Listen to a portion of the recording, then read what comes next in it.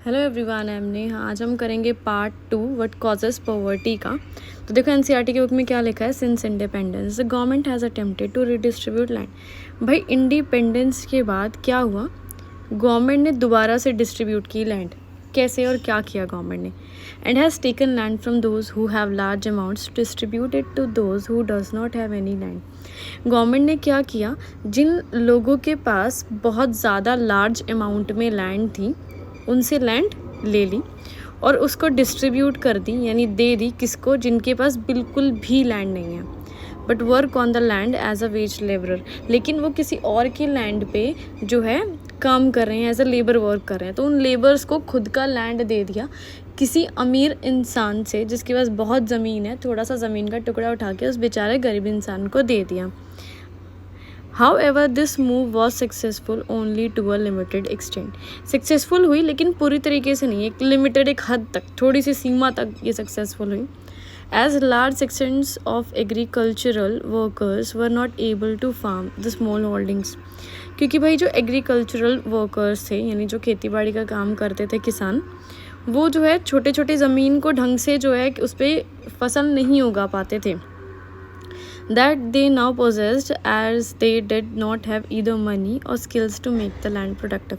क्यों? क्योंकि भाई उनके पास इतना पैसा ही नहीं होता था कि वो खुद के ज़मीन के लिए, मतलब खुद के लिए ट्रैक्टर वगैरह, थ्रेशर वगैरह लेना और सब इरिगेशन फैसिलिटीज़ अवेलेबल कराना। ये छोटे से लैंड के लिए अगर इतना ज़्यादा खर्चा करेंगे, इतनी तो फसल उगती ही नहीं, उनको बेच के इतना पैसा मिलता ही नहीं है ना, क्योंकि ज़मीन तो छोटी है। तो भाई कैसे मैनेज कर पाएंगे? तो बहुत ज़्यादा मुश्किल थी। साथ उनके पास स्किल्स भी नहीं थी कि जो उनकी लैंड है उसको प्रोडक्टिव कैसे बनाएं, उन पे ज़्यादा से ज़्यादा फसल कैसे उगाएं या कैसे उसे उपजाऊ बनाएं। उन्हें कुछ नॉलेज ही नहीं था यार। चलो आगे बढ़ते, क्या लिखा। And the land holdings were too small to be viable. और लैंड होल्डिंग्स इतनी छोटी थी कि वो विएबल नहीं थी, यानी ढंग से उनको प्रॉफिट भी नहीं कमा के दे रही थी। Also most of the Indian states failed to implement land distribution policies. भाई बहुत सारी इंडियन स्टेट्स ऐसी भी थी जो इस पॉलिसी को, लैंड रिडिस्ट्रीब्यूशन पॉलिसी को, कि गरीब लोगों से लैंड लेके, अमीर लोगों से लैंड लेके गरीब लोगों को दे देना, ये पॉलिसी बहुत सारी स्टेट्स में फेल भी होगी, नहीं वर्क ही नहीं करी। A large section of rural poor in India are the small farmers. अब भाई इंडिया में बहुत सारे ऐसे लोग हैं, गरीब हैं, जो गाँव में रहते हैं, वो छोटे छोटे फार्मर से बहुत गरीब हैं। The land that they have is in general less fertile and dependent on rains.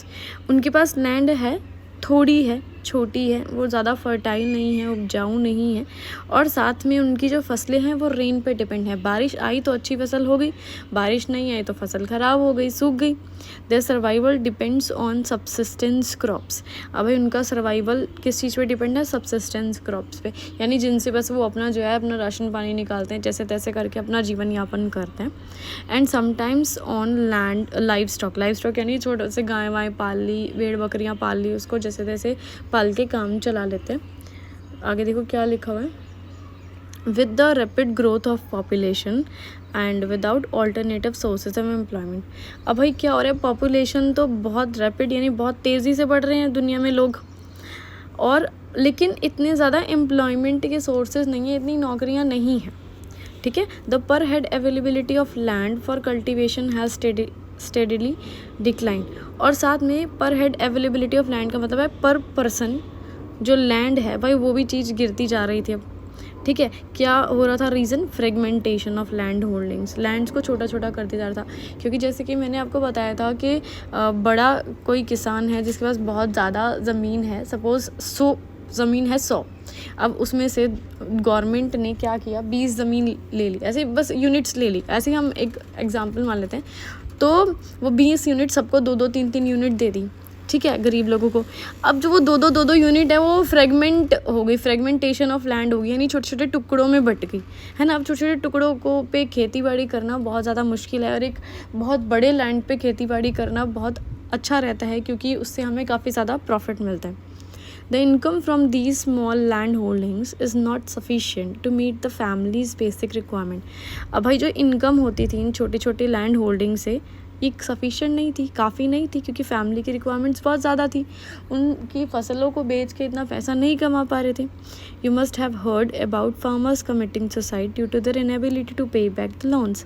आप सब ने न्यूज़ सुनी होगी पहले की, या फिर बुक्स में पढ़ा होगा कि फार्मर्स जो है बहुत ज़्यादा सुसाइड करते थे, क्योंकि वो जो लोन लेते थे उसको पे बैक यानी वापस नहीं कर पाते थे, रिटर्न ही नहीं कर पाते थे, क्योंकि यार खुद की रोटी के पैसे तो हो नहीं पाते थे, तो लोन को चुकाने के पैसे कहाँ से आएंगे।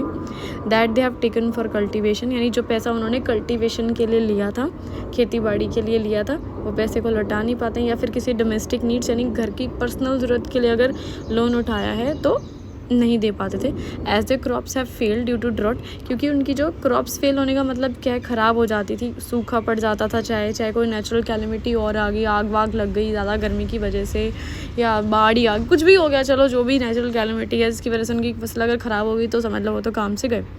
Most members of scheduled caste and scheduled tribes are not able to participate in the emerging employment opportunities in different sectors of the urban and rural economy. अब भाई जो SC ST के लोग थे, वो लोग एम्प्लॉयमेंट अपॉर्चुनिटीज़ आती थी, ठीक है, नौकरियां निकलती थी, बट वो लोग पार्टिसिपेट नहीं कर पाते थे, वो नौकरियां नहीं कर पाते थे, चाहे वो अर्बन एरिया हो चाहे रूरल एरिया हो। क्यों? क्योंकि उनके पास प्रॉपर नॉलेज नहीं है, स्किल्स नहीं है, ठीक है, क्योंकि पढ़े लिखे नहीं है, कोई ज्ञान ही नहीं है, कौन नौकरी देगा, है ना। A large section of urban people in India largely the overflow of the rural poor who migrate to urban areas। अब क्या हो रहा था इंडिया में कि बहुत ज़्यादा रूरल पुअर यानी रूरल एरियाज़ में, गाँव में जो गरीब लोग रह रहे हैं वो सारे अर्बन एरियाज़ में जा रहे थे। ओवरफ्लो यानी बहुत ज़्यादा हो गया था ऐसा कि अर्बन के लोग, अर्बन एरियाज़ यानी शहरों के लोग बहुत ज़्यादा गरीब हो गए थे, क्योंकि रूरल एरियाज़ के सारे लोग उठ के वहाँ जा रहे थे, माइग्रेट कर रहे थे, सोच रहे थे वहाँ जाके कहीं नौकरी करेंगे या कोई लिवलीहुड यानी कुछ जीवन यापन करने का, भाई पैसे कमाने का, काम धंधे करने का कुछ जुगाड़ ढूंढेंगे शहरों में जाके। Industrialisation has not been able to absorb all these people. Industrialisation था, नई नई इंडस्ट्रीज़ आ रही थी, लेकिन इतनी भी नहीं थी कि इन सब लोगों को एब्जॉर्ब करने का मतलब है सभी लोगों को नौकरियां दे दे, नहीं, इतनी नौकरियां भी नहीं थी। The urban poor are either unemployed और इंटरमिनेंटली एम्प्लॉयड। अब जो अर्बन पुअर यानी जो शहरों में गरीब लोग थे वो अनएम्प्लॉयड थे, या तो उनको नौकरी मिल ही नहीं रही थी, या इंटरमिटेंटली एम्प्लॉयड का मतलब है नौकरियां मिल रही थी लेकिन परमानेंट नहीं थी, ठीक है, बार बार जैसे छूट जाती थी या सीजनल थी या जो भी है। Casual labourers are among the most vulnerable in the society as they have no job security. Casual labourers भी थी अर्बन एरियाज़ में, मोस्ट वल्नरेबल यानी बहुत ज़्यादा दुखी और परेशान लगा लो थी, क्योंकि उनके पास कोई भी जॉब सिक्योरिटी नहीं थी, भाई कभी भी नौकरी से निकाल देते थे, कोई उनके पास एसेट्स नहीं थे, उनके पास स्किल्स नहीं थी, अपॉर्चुनिटीज़ की भी कमी थी, उनके पास कोई सरप्लस पैसा कुछ नहीं था यार, बहुत परेशान थे बेचारे। Poverty is therefore also closely related to the nature of employment. So इसलिए पॉवर्टी जो है किस चीज़ से रिलेटेड है, नेचर ऑफ एम्प्लॉयमेंट, यानी किस टाइप की नौकरी करते हैं आप, पक्की नौकरी है, कच्ची नौकरी है, बार बार छूट जाती है ना। अब बार बार छूटने वाली नौकरी होएगी तो 3-4 महीने छूट गई तो तब आप गरीब हो जाओगे यार, नौकरी लग गई तो आप थोड़े से गरीबी रेखा से ऊपर आ जाओगे, तो ये सीन चल रहा था। अनएम्प्लॉयमेंट और under employment and the casual and intermittent nature of work in both urban and rural areas that compels indebtedness. Unemployment थी, बेरोज़गारी थी, लोगों को नौकरियां नहीं मिल रही थी। अंडर एम्प्लॉयमेंट, नौकरियां थी भी तो तनख्वाह अच्छी नहीं थी, या फिर प्रॉपर स्किल्स यूज़ नहीं करते, जैसे तैसे बस कहीं लगे हुए थे कुछ पैसों में, कैजुअल तरीके से काम कर रहे थे, या मतलब इसका मतलब है casual and intermediate nature of work का मतलब है पक्की नौकरियाँ नहीं थी, मतलब कच्ची नौकरियाँ थी, छूट जाती थी बार बार। रूरल अर्बन एरियाज़ में दोनों में यही सीन था, तो उसकी वजह से क्या होता है, इंडेटनेस, यानी अगर हम किसी से कर्जा उठा लें, लोन ले लें, तो उसे चुका नहीं पा रहे थे। इन टर्न रीइंफोर्सेस पॉवर्टी, जिसकी वजह से और ज़्यादा गरीब हो जाते थे। भाई कर्जा एक तो सर पे ले लो और पहले ही तुम गरीब हो तो और गरीब हो जाओगे। Indebtedness is one of the significant factors of poverty.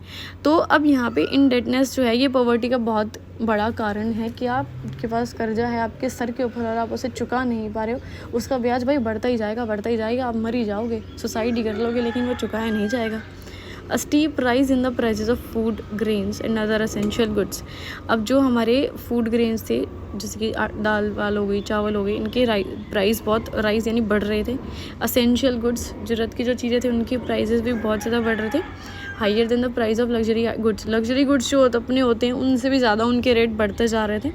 Further intensifies the hardship and deprivation of the lower income groups, यानी लोअर इनकम ग्रुप यानी जो थोड़े से कम कमाने वाले पैसे थे भाई, उनकी लाइफ और ज़्यादा हार्ड होती जा रही थी और डिप्राइव होती जा रही थी, यानी वो हर एक चीज़ से वंचित रह जाते थे क्योंकि उनके पास पैसे नहीं होते थे तो कुछ खरीद नहीं पाते थे। The unequal distribution of income and assets has also led to the persistence of poverty in India.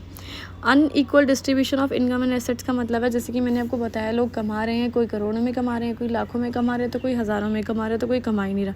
ये अनइक्वल डिस्ट्रीब्यूशन है, इसकी वजह से भी हमारे देश में गरीबी है।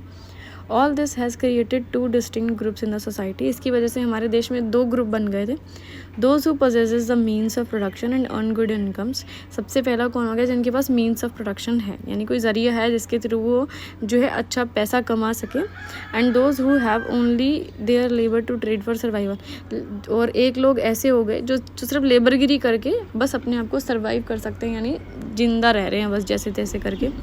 Over the years the gap between the rich and the poor in India has widen. जैसे जैसे समय बढ़ता गया, अमीर और गरीब में और ज़्यादा गैप आता ही गया। Poverty is a multi dimensional challenge for India that needs to be addressed in a war footing. भाई पॉवर्टी जो है ये बहुत बड़ा चैलेंज है, तो वही इसको एक वार की तरह मानो और इससे डील करो, वरना बहुत ज़्यादा दिक्कत हो जाएगी। वीडियो